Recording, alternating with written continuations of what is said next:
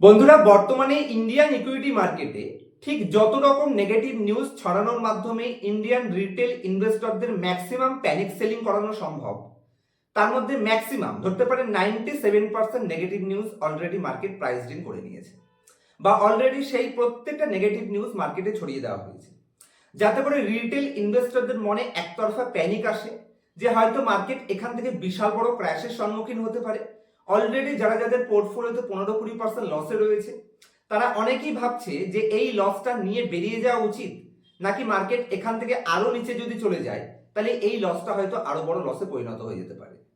তো আজকের ভিডিওতে যারা সিরিয়াস ইনভেস্টর, যারা সত্যি নিজেদের অ্যাকচুয়াল ইনভেস্টর মনে করে, এবং আমি আমার অতীতের 9 বছরের এক্সপিরিয়েন্স এবং এই মার্কেটে আমার মামার 27 বছরের এক্সপিরিয়েন্স, সেই সমস্ত এক্সপিরিয়েন্সের মাধ্যমে আমি জাস্ট বিগিনার ইনভেস্টর হিসেবে, যদি আপনাদের একটা বেয়ার মার্কেট এবং একটা বুল মার্কেট কমপ্লিট নিজের পোর্টফোলিওতে ইনভেস্টেড থাকা অবস্থায় নিজের লস দেখা এবং সেই লস থেকে রিকভারি হওয়া পর্যন্ত যদি এরকম একটা কমপ্লিট মার্কেট সাইকেল আপনাদের না দেখা থাকে, তাহলে এই মার্কেট কন্ডিশনে সেই রকম কিছু এক্সপিরিয়েন্স বা এখান থেকে আমাদের ঠিক কিরকম ভিউ রাখলে আমরা আমাদের পোর্টফোলিওতে সেফগার্ড করতে পারবো বা ম্যাক্সিমাম এখান থেকে ভবিষ্যতে বড় প্রফিটের অপরচুনিটি গেইন করতে পারবো, আমি আমার সম্পূর্ণ এক্সপিরিয়েন্স খুব শর্ট ভিডিওতে 4-5 মিনিটে আপনার সাথে শেয়ার করব।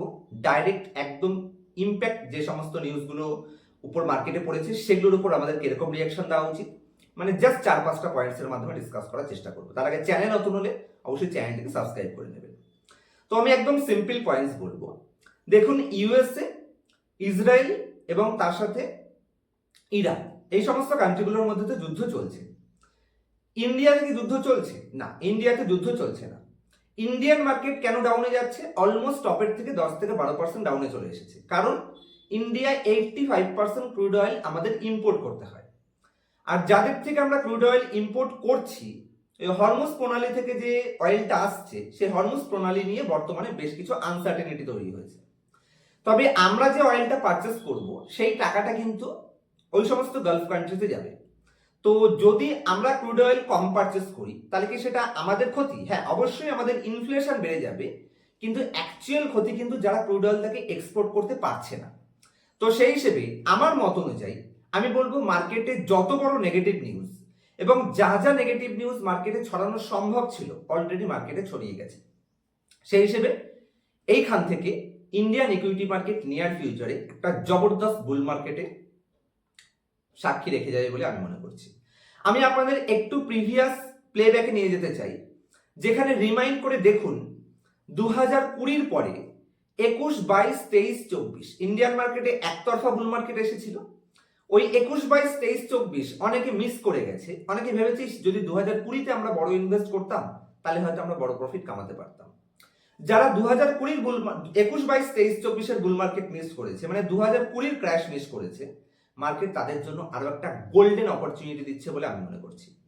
কারণ যদি আপনি নিফটিকে উঠিয়ে নেন তাহলে আলটিমেটলি মার্কেট কিন্তু চলে আর্নিং এর উপর বেস করে, আর এবারের কোয়ার্টারে কিন্তু আর্নিং খুব ফার্স্ট ক্লাস রয়েছে। আর ইন্ডিয়ান মার্কেটে যদি আপনি হিস্ট্রি উঠিয়ে নেন, যখন যখন নিফটি 20-র নিচের পিইতে গেছে তখন তখন কিন্তু আমাদের জন্য অপরচুনিটি ক্রিয়েট হয়েছে।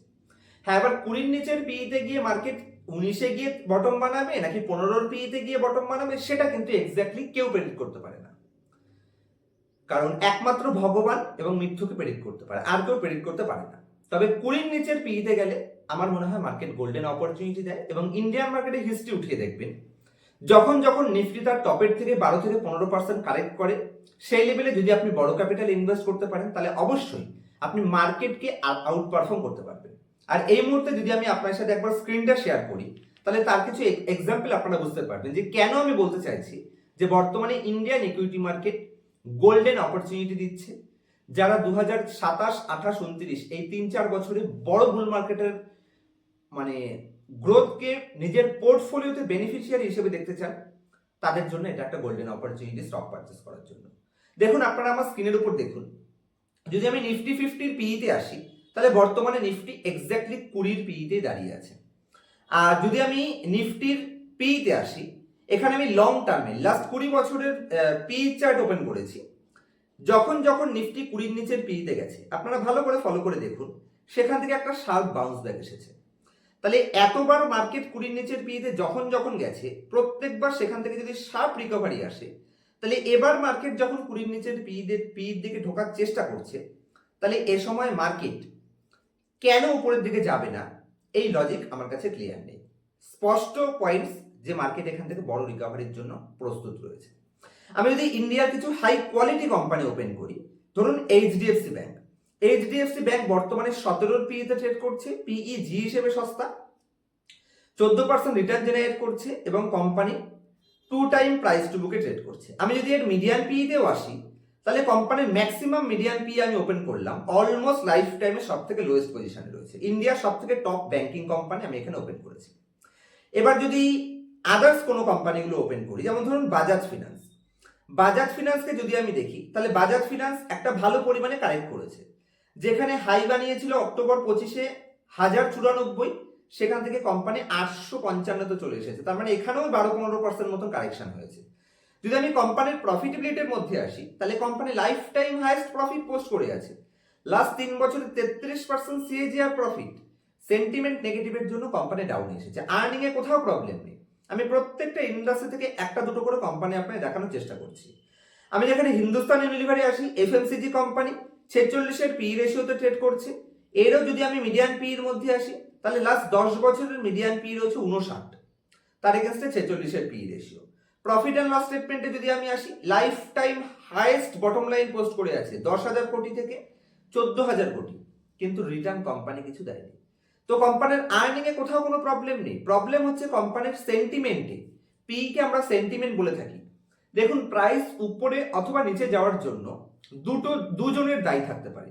মানে হয় কোম্পানির যদি প্রাইস উপরে যেতে হয়, হয় কোম্পানির আর্নিং উপরে গেলে প্রাইস উপরে যাবে, অথবা কোম্পানির সেন্টিমেন্ট, মানে যেটাকে আমরা পি দিয়ে মেজার করি, পি উপরে গেলে কোম্পানির প্রাইস উপরে যাবে। সেন্টিমেন্ট যখন এক্সট্রিমলি নেগেটিভ থাকে, তখন আর্নিং গ্রোথ হলেও পি কন্ট্রাকশনের জন্য প্রাইস এক্সট্রিমলি নেগেটিভে চলে যায়। আর যখন হঠাৎ করে সেন্টিমেন্ট পজিটিভ হয়, তখন ওই পি এক্সপেনশন এবং তার সাথে ইপিএস তো কন্টিনিউ বাড়তে থাকে। আর যেহেতু ইপিএস কন্টিনিউ বাড়তে থাকে, পি সূত্র হচ্ছে প্রাইস ডিভাইডেড বাই আর্নিং। তো যদি আপনার পি কমছে আর তার সাথে সাথে আর্নিং বাড়ছে, মানে একে তো সেন্টিমেন্টের জন্য পি কন্ট্রাকশন হচ্ছে, তার সাথে আর্নিং বাড়ছে, তার জন্য পি কন্ট্রাকশন হচ্ছে। কারণ আপনার আর্নিং যদি 10 থেকে বেড়ে 20 হয়ে যায়, তাহলে পি রিডিউস হতে থাকবে, যে কারণে ভবিষ্যতে যখন সেন্টিমেন্ট পজিটিভ হবে, তখন বড় পরিমাণে পি এক্সপেনশনের বেনিফিট পাওয়া যাবে।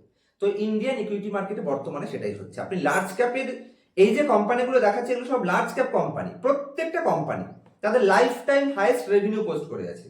যদি আমি মারুতি সুজুকিতে আসি, তাহলে 26-এর পিইতে আপনি মারুতির মতন কোম্পানি পাচ্ছেন 1 টাইমের নিচে price to book, PEG ratio. কোম্পানির রিটার্ন রেশিও দেখুন সুপার ডুপার পজিশনে রয়েছে, 16% এবং 21%।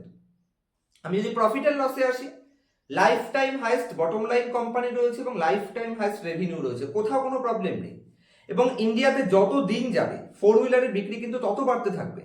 তো ডেফিনেটলি এই কোম্পানিগুলো যে ডিসকাউন্ট প্রাইসে পাওয়া যাচ্ছে, এটাকে আমাদের কিভাবে দেখা উচিত? 17,290 যেটা কোম্পানির হাই ছিল, 52 হাই, সেখান থেকে ডাউন এসে 12,600-তে চলে এসেছে। মারুতির মতন কোম্পানি, যে কোম্পানির গাড়ি একদম সস্তায় বেশ কিছু first class model company provide করছে।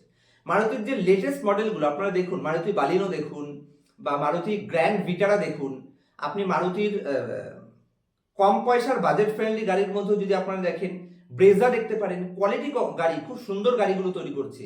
যারা আরো সস্তায় একেবারে বাজেট ফ্রেন্ডলি যেতে চাইছে, তাদের জন্য সুইফট রয়েছে, ফার্স্ট ক্লাস মডেল। তো এই সমস্ত গাড়িগুলো ভবিষ্যতে ইন্ডিয়াতে বড় পরিমাণে পেনিট্রেশন হবে, আর তখন কিন্তু কোম্পানিগুলো বড় প্রফিট কামাবে। আর এই নেগেটিভ সেন্টিমেন্টে এরকম কোয়ালিটি কোম্পানিগুলো ডিসকাউন্টে এসেছে, আমার তো মনে হয় এখানে অপরচুনিটি হিসেবে দেখা উচিত। এবং Buffett indicator, Warren Buffett ratio যেটাকে আমরা বলি, তো ওয়ারেন বাফেট রেশিও হিসেবে যখন যখন একটা গ্রোয়িং কান্ট্রির market cap to GDP ratio 130-এর নিচে থাকে, তখন সেটাকে কিন্তু আমরা কোনো মতেই ওভার ভ্যালুয়েশন বলতে পারি না। আমি একবার ওয়ারেন বাফেটের সূত্র আপনার সাথে প্রোভাইড করছি স্ক্রিন রেকর্ডিং শেয়ারের মাধ্যমে, যেখানে আপনারা বুঝতে পারবেন যে ওয়ারেন বাফেটের সূত্র অনুযায়ী বর্তমানে ইন্ডিয়ান ইকুইটি মার্কেট ঠিক কি পজিশনে রয়েছে। একটু ওয়েট করুন, আমি আপনাদেরকে স্ক্রিনটা শেয়ার করছি। তো আশা করছি আপনারা স্ক্রিনটি দেখতে পাচ্ছেন। তো বাফেট ইন্ডিকেটর হিসেবে যদি আমরা ভ্যালুয়েশন বের করি, তাহলে ওয়ারেন বাফেট বলেন যদি দেখতে পাচ্ছেন 84-র নিচে market cap to GDP ratio রয়েছে, তাহলে আমরা সেটাকে বলতে পারি সিগনিফিকেন্টলি আন্ডার ভ্যালুয়েশন। যদি 84 থেকে 108 পর্যন্ত থাকে তাহলে সেটাকে আমরা বলতে পারি মডারেটলি আন্ডার ভ্যালুয়েশন। আর 108 থেকে 132 পর্যন্ত এটাকে আমরা ফেয়ার ভ্যালুয়েশন বলতে পারি। আর বর্তমানে যদি আমরা ইন্ডিয়ার market cap to GDP ratio দেখি, তাহলে আপনারা আমার স্ক্রিনের উপর দেখতে পাচ্ছেন বর্তমানে ইন্ডিয়ার market cap to GDP ratio average approximately 115 থেকে 118। আর বাফেট ইন্ডিকেটর আমাদের যেটা শিখিয়েছে সেই হিসেবে যদি আপনি দেখেন, তাহলে বাফেট ইন্ডিকেটর বলছে 115 পর্যন্ত যদি আমি আসি তাহলে এটাকে আমরা ফেয়ার ভ্যালুয়েশনই বলতে পারি। কারণ 108-10 সেটাকে তো মডারেটলি আন্ডার ভ্যালুয়েশন বলা হয়। তাহলে 110 আর 115 মানে আমরা এখন মডারেটলি আন্ডার ভ্যালুয়েশনের পজিশনের আশেপাশে রয়েছি। তাহলে মার্কেট ক্যাপ টু জিডিপি হিসেবে ইন্ডিয়ার জিডিপি যে পরিমাণে গ্রোথ ফেজে রয়েছে এবং ইন্ডিয়ার ইয়ং পপুলেশনের বেনিফিট ইন্ডিয়া পাবে, তো সেই হিসেবে আমার মত অনুযায়ী ইন্ডিয়ান ইকুইটি মার্কেট এই ডাউন প্রাইসে কি করা উচিত আমি আর সেটাকে রিপিট করছি না। যারা একটু বুদ্ধিমান বা বুদ্ধিমতী তারা অবশ্যই উদ্ধার করতে পারবে। আমি তো বলবো হাই কোয়ালিটি কিছু কোম্পানি, যদি আপনি খুব যদি কনভিকশন লুজ করছেন, কনফিডেন্স পাচ্ছেন না এই মার্কেটে ইনভেস্ট করার, আমি বলবো অন্ততপক্ষে কোয়ালিটি কোম্পানিগুলো কিনতে পারেন বা মিউচুয়াল ফান্ড কিনতে পারেন। মিউচুয়াল ফান্ডে অনেক বেশি ইউনিটস এ সময় আপনারা পেয়ে যাবেন। হ্যাঁ, শর্ট টার্মে এই মার্কেটে আপনারা যে কোম্পানি পারচেস করবেন, নেগেটিভ মার্কেটের নেগেটিভ দিকটা হচ্ছে এটাই যে মার্কেট যখন বেয়ার ফেজে থাকে তখন আপনি যে প্রাইসেই শেয়ার কিনবেন সেখান থেকে মার্কেট নিচে চলে যাবে আর আপনার মনে হবে যে আপনি কিনে ভুল করে ফেলেছেন। আবার বুল মার্কেটে উল্টো কেস হয়, আপনি যে প্রাইসেই বিক্রি করবেন প্রাইস সেখান থেকে আরো উপরে যাবে, আপনি মনে করবেন বেচে ভুল করেছেন। কিন্তু এই দুটো আমাদের ইমোশন যেদিকে আমাদের ভিউ দিচ্ছে তার উল্টো গেলে আমরা অ্যাকচুয়ালি প্রফিট কামাতে পারি। কারণ বেয়ার মার্কেটে আপনি যে প্রাইসে কিনবেন সেখান থেকেও নিচে যাবে, কিন্তু আপনি যদি না কেনেন তাহলে যখন রিকভারি হবে তখন আপনি বেনিফিট পেতে পারবেন না। যে কারণে শেয়ার পারচেস করুন যদি ক্যাপিটাল থাকে, আর যদি ক্যাপিটাল না থাকে আমি বলবো ওয়েট করে যান। মার্কেটকে টাইম দিতে পারলে অবশ্যই মার্কেট সমস্ত কিছু রিকভারি করে দেওয়ার ক্ষমতা মার্কেটে রয়েছে। কারণ 1992 গেছে, 2000 গেছে, 2008 গেছে, 2016 গেছে, 2020 গেছে, 2022-এর ক্রাইসিসও আমরা দেখেছি রাশিয়া ইউক্রেন যুদ্ধের সময়। তাহলে এবার এমন কি এক্সট্রা হতে পারে যেটার জন্য অতীতে সেই সমস্ত যত নেগেটিভ নিউজ ছিল তার থেকেও বেশি নেগেটিভ হতে পারে, এরকম কি আপনাদের মনে হচ্ছে? হ্যাঁ, আমার মনে হয় তার থেকে অনেক বেটার পজিশনে বর্তমানে আমরা রয়েছি। আর মার্কেট একটু পজিটিভ নিউজের জন্য ওয়েট করছে। দেখবেন ছোট ছোট নিউজগুলোকে মার্কেট রিয়্যাক্ট করছে উপরের দিকে যাওয়ার জন্য। তো লং টার্ম ইনভেস্টরদের জন্য আমি তো মনে করি এটা একটা গোল্ডেন অপরচুনিটি। বাকি আপনারা কি করবেন সম্পূর্ণ ডিসিশন আপনার। আমি আমার ভিউটা আপনার সাথে শেয়ার করার চেষ্টা করলাম। ভালো লাগলে ভিডিওটি বন্ধু বান্ধব বা ফ্যামিলি মেম্বার্সের সাথে শেয়ার করবেন। দেখা হবে নেক্সট ভিডিওতে। আমি চেষ্টা করবো আজকে রাতে আপনার সাথে একটা লাইভে আসার। বর্তমানে আপনাদের যা ডাউটগুলো রয়েছে রাত 9টার সময় আমি চেষ্টা করবো আপনাদের সেই ডাউটগুলো একবার আপনার সাথে ক্লিয়ার করে নেওয়ার। তো অবশ্যই রাতের লাইভে জয়েন হবে। আর লাইভটা আমি আগে থেকে শিডিউল করে দেবো, হয়তো 6টা 6:30টার মধ্যে আপনারা আপডেট পেয়ে যাবেন। দেখা হবে নেক্সট ভিডিওতে। আর মেম্বারশিপের যে মান্থলি মিটিংটা সেটাও আমি চেষ্টা করব এই সপ্তাহ বা সামনের সপ্তাহের মধ্যে প্রেজেন্ট করার। দেখা হচ্ছে নেক্সট ভিডিওতে। প্যানিক করবেন না। Happy investing, happy trading.